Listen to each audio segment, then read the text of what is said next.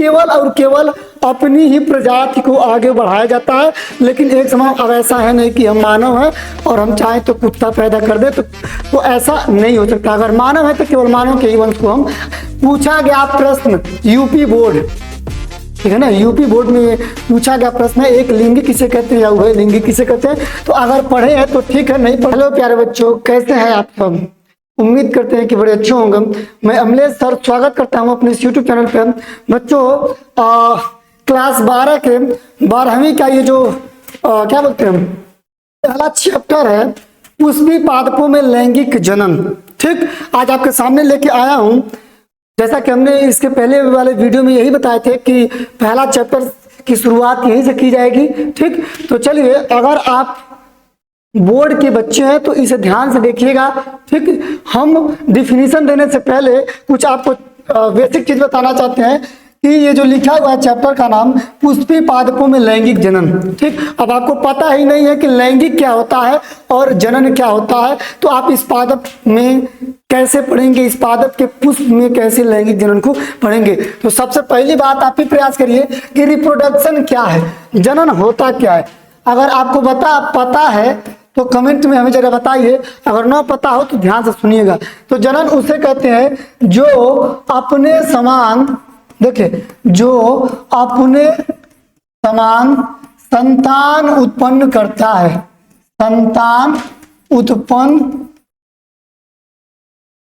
संतान उत्पन्न करता हो उसे जनन कहते हैं। क्या कहलाता है? जनन कहलाता है, ठीक। ये हो गया। एक बात जरा ध्यान दीजिए, हमने रिप्रोडक्शन की परिभाषा क्या लिखा है, जो अपने समान संतान उत्पन्न करता है वही क्या होता है, जनन कहलाता है। याद रखिएगा, जो अपनी वंश को आगे बढ़ाता है। जैसे हम सब इंसान हैं तो इंसान जैसे क्या करेंगे, आगे बढ़ाएंगे अपनी पीढ़ी को। अगर कुत्ता है तो एक कुत्ते की वंश को आगे बढ़ाएगा, बिल्ली है तो बिल्ली के वंश को आगे बढ़ाएगा। यानी केवल और केवल अपनी ही प्रजाति को आगे बढ़ाया जाता है। लेकिन एक समय अब ऐसा है नहीं कि हम मानव हैं और हम चाहें तो कुत्ता पैदा कर दे, तो ऐसा नहीं हो सकता। अगर मानव है तो केवल मानव के ही वंश को हम आगे बढ़ाएंगे। तो जो अपने समान संतान उत्पन्न करेगा वही क्या कहलाएगा, जनन कहलाएगा। बात आती है जनन कितने प्रकार का होता है। तो जनन यहाँ पर देखिए, जनन टोटल होता है 2 प्रकार का। एक होता है लैंगिक जनन, एक होता है लैंगिक जनन, दूसरा क्या होता है, अलैंगिक जनन। दूसरा होता है अलैंगिक जनन, ठीक। लैंगिक जनन में आपको पता है कि किसी विशेष जनन कोशिकाओं का होना आवश्यक होता है।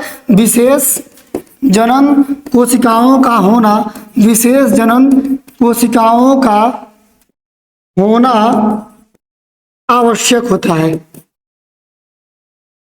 आवश्यक होता है। याद रखिएगा, लैंगिक जनन में नर भी होना चाहिए, मादा भी होना चाहिए, और नर एवं मादा भी नहीं, केवल वही नहीं, उनके पास विशेष जनन अंग भी होना चाहिए, ठीक है।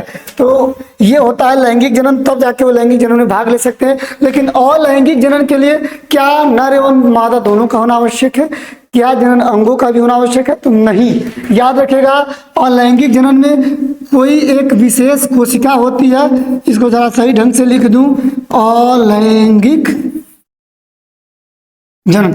याद रखिएगा, सिर्फ एक मात्र कोशिका होती है। आप क्या कहोगे इसमें, एक मात्र कोशिका होती है, उसी से विभाजन होके, ठीक है ना, मात्र कोशिका होती है, इसके पास कोई विशेष जनन अंग नहीं होगा, उसी से विभाजन हो के नई नई कोशिकाओं को जन्म देती रहेगी, अपने वंश को आगे बढ़ाती रहेगी। तो कह दोगे किसके द्वारा, विभाजन। अब विभाजन क्या हो सकता है, तो या तो खंडन होगा, या मुकुलन होगा, या फिर कायिक होगा, या जो भी हो, इन सब के द्वारा क्या होता है, नई नई कोशिकाएं जो होती हैं बनती रहती हैं। इसे हम कहते हैं अलैंगिक जनन। तो अलैंगिक जनन की परिभाषा आप दोगे कि इसमें एक मात्र सिर्फ कोशिका होती है, ठीक, जो केवल विखंडन के द्वारा, मुकुलन के द्वारा, कायिक के द्वारा क्या होती है, नई नई अपनी कोशिकाओं को बनाती रहती है, उसे अलैंगिक जनन कहते हैं। लेकिन हमें पढ़ना है सिर्फ यहाँ पर लैंगिक जनन, ठीक।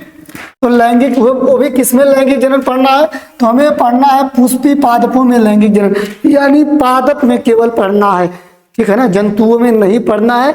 तो लैंगिक जनन की हमने बात किया है, तो क्या क्या इसमें चीजें देखिए, 2 चीजें। एक लिखा गया है कि विशेष जनन कोशिकाओं के, तो जो पादप होगा, जो पादप का पुष्प होगा, उसमें विशेष प्रकार का जनन कोशिकाएं होंगी, यानी नर भाग भी होगा, मादा भाग भी होंगे, और आपस में मिलेंगे तब उनका जनन होगा। तो चलिए इसे जरा अगर लिखना चाहे तो अपने कॉपी में लिख सकते हैं। ठीक, देखिए आगे क्या कह रहे हैं, पुष्पी पादपों में लैंगिक जनन जो था यहाँ पे। चलिए इसको बताने से पहले आपको पुष्प की एक संरचना जाननी पड़ेगी, क्योंकि पुष्पी पादपों में लैंगिक जनन है। ठीक, तो पुष्पी पादपों में लैंगिक जनन है, तो जो पुष्प है, किस पुष्प की बात करेंगे, किस पुष्प में क्या होता है क्या नहीं होता है, तो इसको बताने से पहले आप ध्यान दीजिए, एक चीज होता है आपको जानना पड़ेगा, एक होता है उभयलिंगी। क्या होता है? उभयलिंगी। और एक होता है एक लिंगी। एक लिंगी, बताइए क्या अंतर है, किसे एक लिंगी कहते हैं, किसे उभयलिंगी कहते हैं? पूछा गया प्रश्न यूपी बोर्ड, ठीक है ना, यूपी बोर्ड में ये पूछा गया प्रश्न है, एक लिंगी किसे कहते हैं या उभयलिंगी किसे कहते हैं। तो अगर पढ़े हैं तो ठीक है, नहीं पढ़े हैं तो नोट कर लीजिए यहां से। उभयलिंगी क्या होता है तो कह दोगे, जब जनन कोशिका एक ही शरीर में, ध्यान दीजिएगा, जब जनन कोशिका किसका, नर और मादा का, यहां पर लिखेंगे नर एवं मादा, ठीक है ना।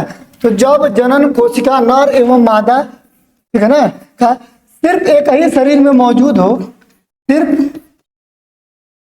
एक ही शरीर में मौजूद हो तो इसे क्या कहते हैं? उभयलिंगी कहते हैं। इसे उभयलिंगी कहते हैं। देखिए कितना आसान है, यानी कह रहा है कि उभयलिंगी उसे कहते हैं शरीर केवल एक हो और उसी शरीर में मेल का भी जनन अंग हो और फीमेल का भी जनन अंग हो, तो उसे कहा जाता है उभयलिंगी। जैसे एग्जाम्पल के तौर पर अगर जंतुओं की बात करें, तो जैसे अगर हमारी बात करेंगे तो हमारे अंदर केवल मेल का सिस्टम है, जबकि एक फीमेल के अंदर केवल फीमेल का सिस्टम होता है। जबकि हमारे समाज में एक ऐसे थर्ड पर्सन भी होते हैं जिनमें दोनों सिस्टम में पाई जाती हैं, जिन्हें किन्नर के नाम से जाना जाता है। ठीक, उनके अंदर वह दोनों सिस्टम में पाई जाती हैं, तो इसे कहा जाता है उभयलिंगी। लेकिन हमें पुष्पी पादपों के बारे में पढ़ना है, पादप के बारे में, तो याद रखिएगा गुड़हल एक ऐसा पुष्प होता है जिसमें नर एवं मादा का दोनों अंग एक ही पुष्प पर मौजूद होते हैं, इसलिए वो अभी क्या होगा, उभयलिंगी होगा।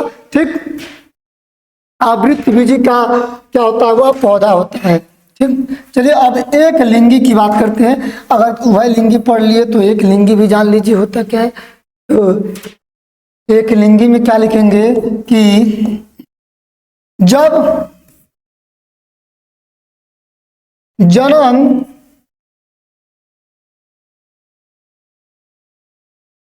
कोई जनन सिस्टम जो है अलग अलग हो, अलग अलग शरीर पर अलग अलग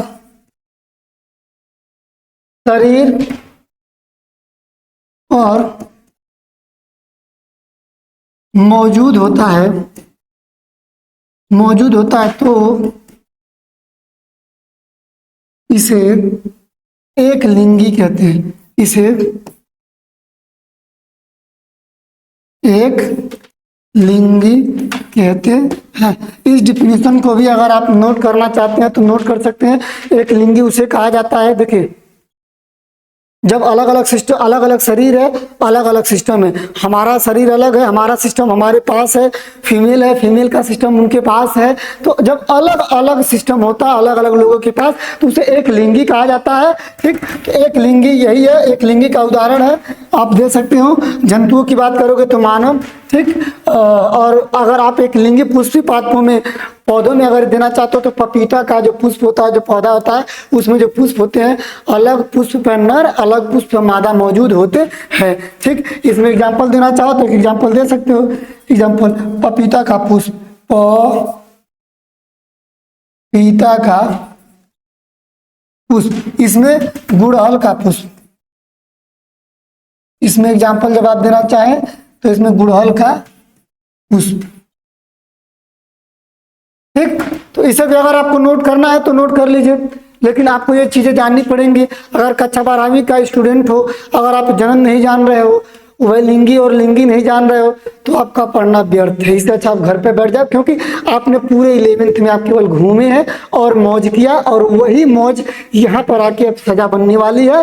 तो इससे अच्छा है पेन कॉपी लेके आप पहले से ही तैयारी में हमारे साथ बैठ जाइए, अन्यथा आपको बोर्ड के समय जब एग्जाम होगा तो आपको केवल नींद आएगी वहां पे। ठीक, इससे अच्छा आप हमारे साथ बन जाइए और पढ़ना शुरू करिए, हम आपको नंबर दिलाएंगे।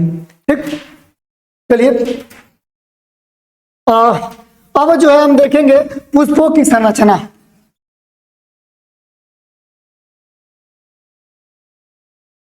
या पुष्प की संरचना भी आप लिख सकते हैं।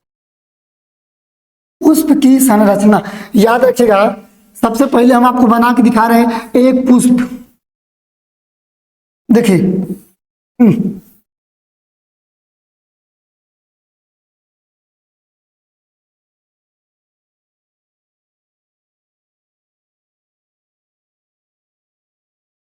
इसको ऐसे ना करके आप चाहो तो ऐसे भी बना सकते हो, कोई दिक्कत नहीं है।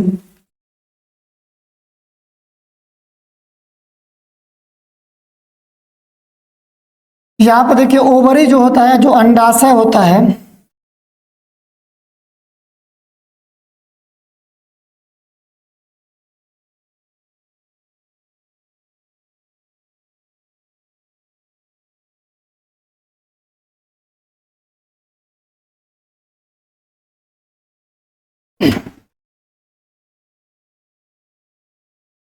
देखिए ये मान लीजिए एक पुष्प है आपके पास। इतना आसान बना है कि आपको समझ में अच्छे से आ रहा होगा। ठीक, ध्यान दीजिए, ये जो पुष्प होता है, इसे पुष्प में कौन किसकी संरचना है बस वही जान लीजिए।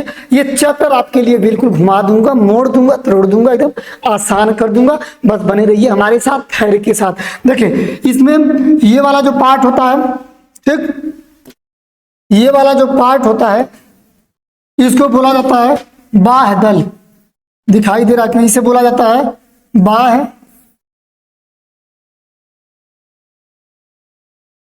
बाह्यदल बोला जाता है। ठीक, और हम बात करेंगे किसकी, यहाँ पर आप जो देख पा रहे थे, ये यहाँ से लेके यहाँ तक जो चीजें ये, ठीक, ये सारी चीजें हो गई। याद रखिएगा, इन्हें आप कहोगे अंडाशय। एक बात ये भी ध्यान दीजिएगा कि जो अंडाशय के निचली भाग पर मौजूद होता है इसे कहा जाता है पुष्पासन।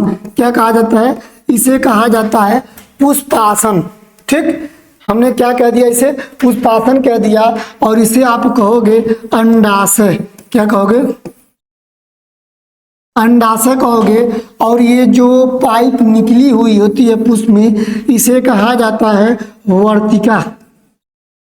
क्या कहा जाता है? वर्तिका। चलिए एक बार थोड़ा कलर चेंज कर ले, देखिए अगर पीला कलर ठीक से चल, हाँ सही है, पीला ठीक चल रहा है यहाँ पे। ये हो गया आपका वर्तिका, ये हो गया आपका अंडाशय, और ये सबसे ऊपर वाला भाग जो होता है इसे बोलते हैं वर्तिकाग्र। ठीक, तो अगर इन सबको मिला दो, ठीक, अगर एक एक पार्ट को अगर आप कहते हो तो कहते हो कि स्त्री केसर। ठीक है, वर्तिका क्या है? स्त्री केसर। या फिर वर्तिकाग्र क्या होता है? तो ये भी स्त्री केसर होता है। और अंडाशय क्या होता है? स्त्री केसर। लेकिन यदि इन सब की वंश की बात करें, इन सब की गुच्छाओं की बात करें, इन सबको मिला के बात करें, तो इन सब की गुच्छाओं को क्या बोला जाता है? इन सब की वंश को क्या बोला जाता है? तो आप कहोगे इन सब के वंश को बोला जाता है जायांग। क्या कहोगे? जायांग। इन सब के वंश को बोला जाता है जायांग, अर्थात ये स्त्री केसर यानी मेल फीमेल वाला पार्ट होता है। चलिए अब जरा फीमेल वाला मिल गया तो इसी में हम मेल वाला भी खोज लेते हैं। तो ध्यान दीजिएगा, एक चीज दिखाई दे रही होगी, ये जो यहां से लेके यहां तक आया है, ये है आपका तंतु। ठीक, ये आपका तंतु, और ये जो दिखाई दे रही है ये गोल गोल, ये आपका जो है पराग कोश। क्या है? पराग कोश। इसी पराग कोश में, ठीक है ना, इसी परागकोश में छोटे छोटे कण मौजूद होते हैं जिन्हें कहा जाता है पराग कण। तो चाहे पराग कण की बात आए या फिर परागकोश की बात आए या फिर तंतु की बात आए, तो इसे आप कह देते हो कि ये क्या होते हैं, ये पुंकेसर होते हैं। क्या होते हैं? पुंकेसर। ठीक, ये पुंकेसर होते हैं। ठीक, ये पुंकेसर होते हैं। लेकिन यदि इन सब की अगर आप गुच्छाओं की बात करो, इन सब की बंच की बात करो, ठीक, इन सब की अगर आप बंच की बात करो तो इनको बोला जाता है पुमंग।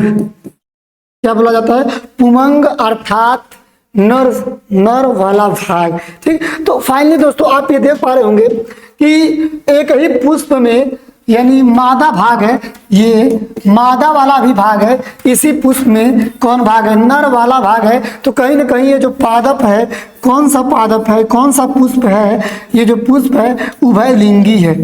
अब ये पुष्प जो भी हो, गुड़हल का हो और जो भी हो, ठीक है ना, ये उभयलिंगी होता है। ठीक, अब करना क्या है इसमें दिखाई दे रहा है जो पराग कण जो होता है, ध्यान दीजिएगा, वर्तिकाग्र पर जाके इसे मिलने की जरूरत होती है, तब तो इनका रिप्रोडक्शन आगे बढ़ता है। होता क्या? तो चलिए एक स्लाइड लेके बना रहे हैं हम यहाँ पे, इसे जरा आप बनाइए अपने फेयर कॉपी में। ठीक, बना के एक बार पढ़ेंगे तो ज्यादा बेटर समझ में आएगा। ठीक, चलिए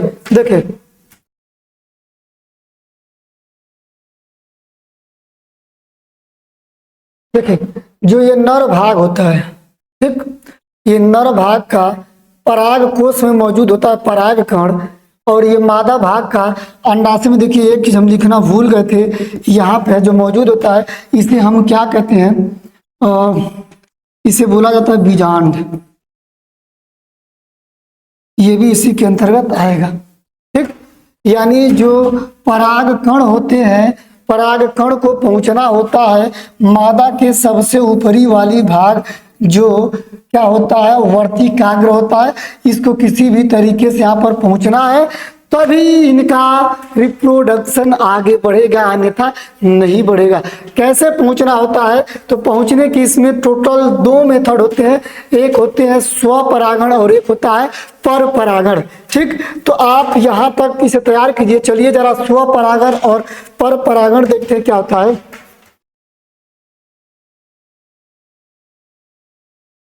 स्वपरागण और एक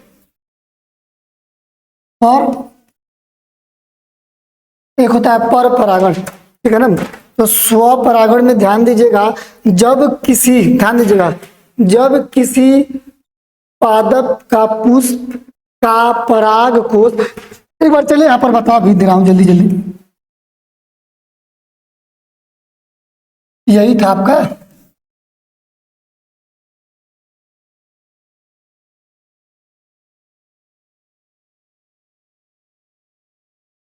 कुछ ऐसे ही था आपका। ठीक, तो आप कहोगे, मान लीजिए अगर ये क्या है, पराग कण है, हाई क्या है, वर्तिकाग्र है, इसको यहाँ तक पहुंचना है, और ये किसी एक ही मान लीजिए पादप में लगा हुआ है, ये कोई बड़ा सा पौधा है, इसी में क्या हुआ है, लगा हुआ है ये। ठीक, तो कहोगे जब किसी पादप का पुष्प का पराग कण उसी पुष्प के वर्तिकाग्र पर पहुंचता है, या जब किसी पादप के पुष्प का परागकण उसी पौधे यानी इसी पौधे में किसी दूसरे पुष्प पर आ गया, ठीक, किसी दूसरे पुष्प पर अगर ये वर्तिकाग्र आ गया और इनका रिप्रोडक्शन आगे बढ़ गया, यही क्या कहलाएगा? स्वपरागण। यानी कहने का मतलब मित्रों ये है, जरा ध्यान दीजिएगा कि आपका पादप चेंज नहीं हो रहा है, पादप एक ही है। यानी इसी पादप पर इसमें का परागकण इसमें और इसमें का परागकण इसमें जाते आते रहेंगे। तो ये अपने आप में ही कर रहे हैं, स्वयं में कर रहे हैं, इसीलिए इसे कहोगे स्वपरागण। लेकिन अगर हम सीधे पादप को ही डायरेक्ट चेंज कर दे, यानी कह दे इस पादप का पुष्प और इस पादप का जो ये पुष्प हो गया, इसका वर्तिकाग्र इसका परागकण इस पादप के वर्तिकाग्र पर पहुंचता है, तो ये तो दूर दूर हो गए। दूर के ढोल सुहावने होते हैं। याद रखिएगा, एक बार और सुनिए कि डिफिनीशन आप कैसे देंगे कि जब किसी पादप का पुष्प का परागकण उसी जाति के पादप के दूसरे पादप के पुष्प के वर्तिकाग्र पर पहुंचता है। याद रखिएगा, अगर ये गुड़हल है तो गुड़हल का पादप वो भी होना चाहिए। पेड़ नहीं बदलना है, पादप नहीं बदलना है, बस आपको क्या करना है, मतलब उसकी जात नहीं बदलना है, पादप बदल दो, ठीक है ना। ये यहाँ है तो ये यहाँ दूर दूर स्थित है। यहाँ इस पुष्प का परागकण इस पुष्प के वर्तिकाग्र पर पहुंचा दीजिए, लेकिन ये दोनों दूर दूर हो गए। इसे कहा जाता है पर परागण, यानी जो एक ही पादप में ना हो, जो अलग अलग पादप में मौजूद हो, इसे कहा जाता है पर परागण। याद रखिएगा, पर परागण के लिए हमेशा किसी न किसी जीवों की आवश्यकता होती है, जैसे कीट हो गया, मच्छी हो गई, भौरे हो गए, तितली हो गए, ध्यान दीजिएगा, ठीक। तो कोई तितली भौरा, याद रखिए यहाँ पर ये चीज जो दिखाई दे रहा है इसे बोला जाता है पंखुड़ी, ठीक। चलिए, इसके पिछले वाले जो स्लाइड था इसमें आप देख पा रहे थे सबका नाम तो हमने दिया था, लेकिन ये जो राउंडिंग दिखाई देती है ये अलग अलग पुष्पों में अलग अलग कलर होता है और बड़ा ही सुंदर होता है। क्यों होता है, चलिए हम आपको बताते हैं कि पुष्पों में ये क्यों होता है पंखुड़ी। तो पंखुड़ी याद रखिएगा हमेशा कीटों को अपने तरफ आकर्षित करने के लिए होता है, बल्कि कीट ही नहीं हम मानव भी देख के आकर्षित होते हैं।